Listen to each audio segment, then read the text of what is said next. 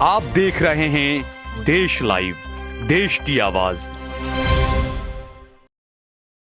अस्सलाम वालेकुम, आदाब, नमस्कार, सत श्री अकाल। देश लाइव में आपका स्वागत है। मैं हूं सहल कुरैशी। दोस्तों, जामनगर, गुजरात के जामनगर से एक वीडियो सामने आया है जिसमें हिंदू सेना के गुजरात के अध्यक्ष प्रतीक भट्ट, उन्होंने जो है एक भड़काऊ भाषण दिया है। प्रतीक भट्ट ने उनका एक वीडियो वायरल हुआ है जिसमें प्रतीक भट्ट कह रहे हैं कि AIMIM के जो अध्यक्ष हैं और जो सांसद हैं, लोकसभा के सांसद असदुद्दीन ओवैसी, प्रतीक भट्ट ने कहा है कि जो असदुद्दीन ओवैसी की जबान काट कर लाएगा उसको मैं 11 लाख रुपए का इनाम दूंगा। आप सोचें कि ये जो प्रतीक भट्ट हैं, जिस हिंदू सेना से आते हैं, ये जिस हिंदू सेना के गुजरात के अध्यक्ष हैं, ये इन्होंने कहा है कि असदुद्दीन ओवैसी जो है वो भड़काऊ भाषण देते हैं, वो मुस्लिम युवाओं को उकसाने का काम करते हैं, वो राम मंदिर के खिलाफ बोलते हैं। अब मुझे यह समझ में नहीं आता कि जब ओवैसी राम मंदिर के खिलाफ बोल रहे हैं, इतने भड़काऊ भाषण दे रहे हैं, देश का कानून क्या कर रहा है? और मैंने आज तक असदुद्दीन ओवैसी का ऐसा कोई भड़काऊ भाषण नहीं देखा जिससे मुस्लिम युवा उकसावे में आते हो। मैंने ऐसा कोई भाषण नहीं देखा।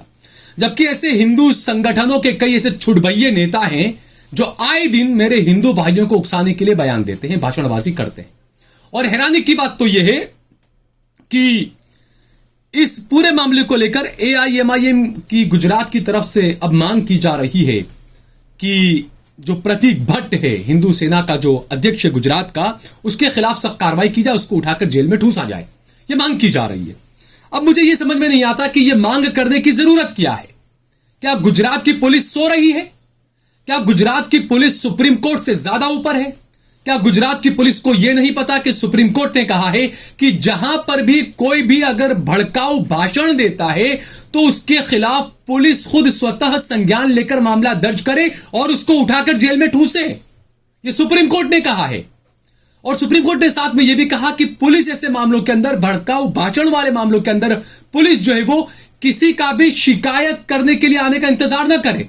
पुलिस इंतजार ना करे कि भाई कोई शिकायत करने आएगा, कोई FIR करने आएगा, उसके बाद हम कार्रवाई करेंगे। नहीं, सुप्रीम कोर्ट ने कहा है कि पुलिस खुद इसमें स्वतः संज्ञान ले और आरोपियों के खिलाफ सख्त कार्रवाई करे, खुद पुलिस FIR दर्ज करे। लेकिन इस मामले के अंदर जामनगर का जो ये हिंदू सेना का जो है प्रतीक भट्ट, इसने जो भाषण दिया, 2-3 दिन हो गए, अब तक इसके खिलाफ क्या कार्रवाई हुई? क्या गुजरात पुलिस के पास में इसका कोई जवाब है? एक चुने हुए सांसद को इस तरीके से धमकी देना, और वो धमकी में आगे कहता है, जबान काटने की तो बात क्या है, उसके आगे क्या कहा देखिए। वो आगे कहता है कि असदुद्दीन ओवैसी 2 बार तो तुझ पर हमला हुआ है, अब बच जा, अब संभल जा। यानी कि ओवैसी पर जो 2 बार हमले हुए हैं, क्या ये प्रतीक भट्ट ये कहना चाहता है, वो मान रहा है कि उसने वो हमले करवाए थे या उसी के हिंदू संगठन के लड़कों ने वो हमले किए थे? वो खुद मान रहा है इस बात को, इसीलिए वो ओवैसी साहब को धमकी दे रहा है कि ओवैसी समझ जाना, 2 बार तो हमले हुए, अब हम बर्दाश्त नहीं करेंगे तीसरी बार। यानी तीसरी बार भी हमला करने की तैयारी कर रहा है। दूसरा कि भाई आप जो कहते हैं चुने हुए सांसद को इस तरीके से धमकियां दी जा रही है, जबान काटने की बात कही जा रही है, 2 बार हमले में बच गए, अब तीसरी बार होगा, इस तरह की बातें की जा रही है। प्रशासन की तरफ से, गुजरात की सरकार की तरफ से लॉ एंड ऑर्डर को आप समझें कि कोई कार्रवाई नहीं, कुछ नहीं। इस तरह के हिंदू संगठन के नेताओं को, इस तरह के हिंदू संगठनों को इन भड़काऊ भाषण देने के लिए आखिरकार किसकी शाह मिली हुई है? किसके बलबूते ये इतने ज्यादा बेबाकी से तमाम भाषणबाजी, बयानबाजी करते हैं? और मैं तो कहूंगा कि प्रतीक भट्ट जी, आप जो कह रहे हैं कि असदुद्दीन ओवैसी मुसलमानों को उकसाते हैं, मैंने जैसे कहा कि कई सारे बीजेपी के नेता, कई सारे हिंदू संगठनों के नेताओं को कई वीडियो ऐसे हैं जो हिंदू भाइयों को उकसाते हैं। ये प्रतीक भट्ट का खुद का जो वीडियो है, जो कह रहा है कि 11 लाख रुपए इनाम दूंगा जो ओवैसी की जबान काट के लाएगा। अरे प्रतीक भट्ट भाई, क्यों मेरा बिना वजह मेरे हिंदू भाइयों को उकसा रहा है भाई? तू अगर इतनी हिम्मत है, तू हिंदू राष्ट्र का इतना पैरोकार है, तू कट्टर हिंदू है, तू सनातनी है, तू इस देश का बहुत बड़ा वो है, तो जाने तो खुद ओवैसी की जबान काट लेना भाई। तू मेरे हिंदू भाइयों को कटवा के उनको क्यों फंसवाना चाहता है? तू चाहता है 11 लाख रुपए दे के किसी से जबान कटवा ले, उसकी जिंदगी पूरी टाइम जेल में सड़ता रहे बेचारा वो।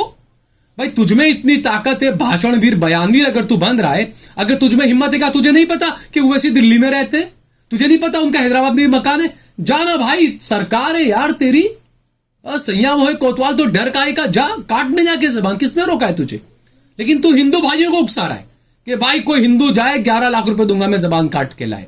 तो इसी तरह के लोगों के भड़काऊ भाषण के अंदर बेचारे बेरोजगार हिंदू आ जाते हैं इनकी बातों के अंदर, और वो कभी शाहीन बाग में बंदूक तान के खड़े हो जाते हैं, कभी जामिया में बंदूक तान के खड़े हो जाते हैं, कभी ओवैसी के घर पे हमला कर देते हैं, कभी ओवैसी की गाड़ी पर हमला कर देते हैं।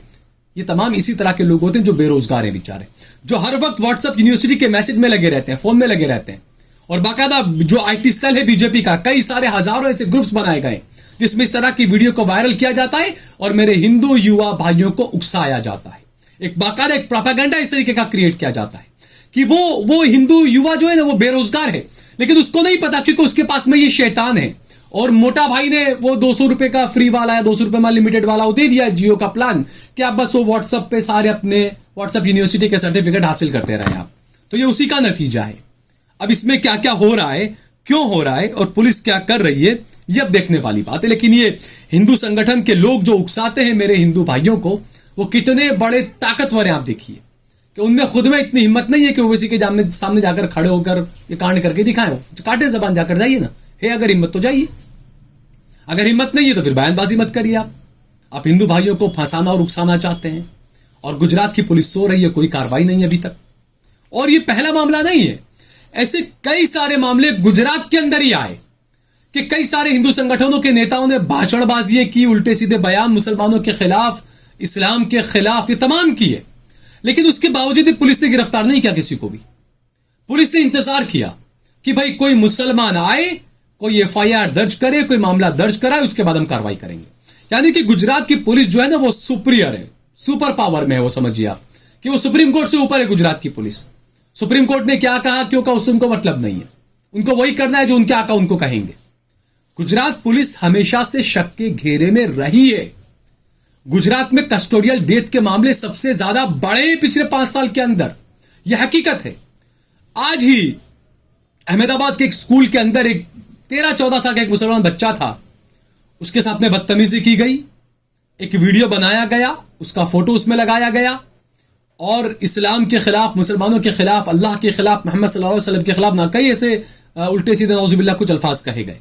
उस वीडियो को वायरल किया गया और उसके बाद उस 14-15 साल के बच्चे को मारने के लिए कई सारे हिंदू संगठन के लोग स्कूल के बाहर पहुंचे उस बच्चे को मारने के लिए।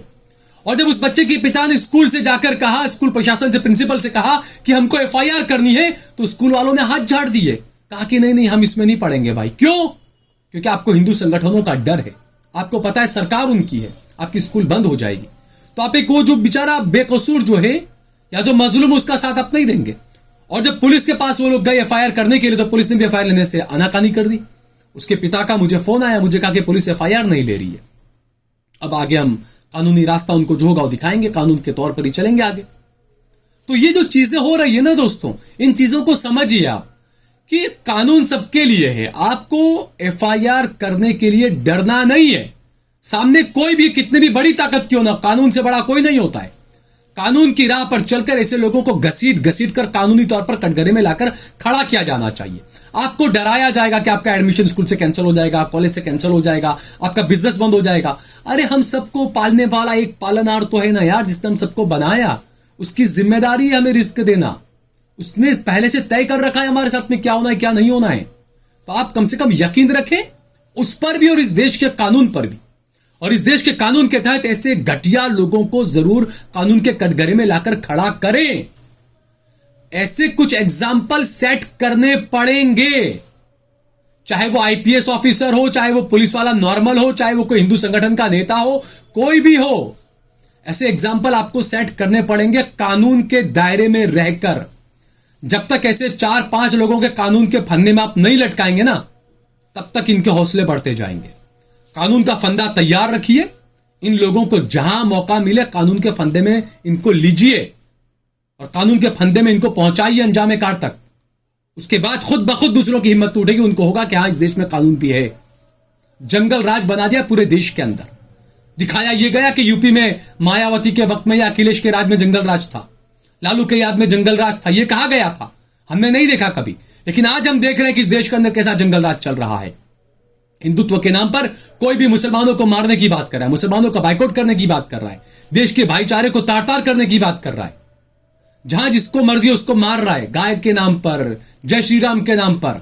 यह जंगल राज नहीं है तो और क्या है? यह है असली जंगल राज दोस्तों। और खुद की पीठ आप थपथपाते हैं ये चीजें, और गुजराती मीडिया इस पूरे मामले पर खामोश है, यह भी सवालों के घेरे में है। अगर आपको ये वीडियो पसंद आया हो तो इस पर कमेंट करें, इसे लाइक करें, इसे ज्यादा से ज्यादा शेयर करें। अगर आपने हमारा चैनल देश लाइव सब्सक्राइब न किया हो तो हमारे चैनल को जरूर सब्सक्राइब करें। हमने हमारा नंबर दिया हुआ है, जितना हो सके इतना ज्यादा से ज्यादा हमारा सहयोग करें, हमारा समर्थन करें।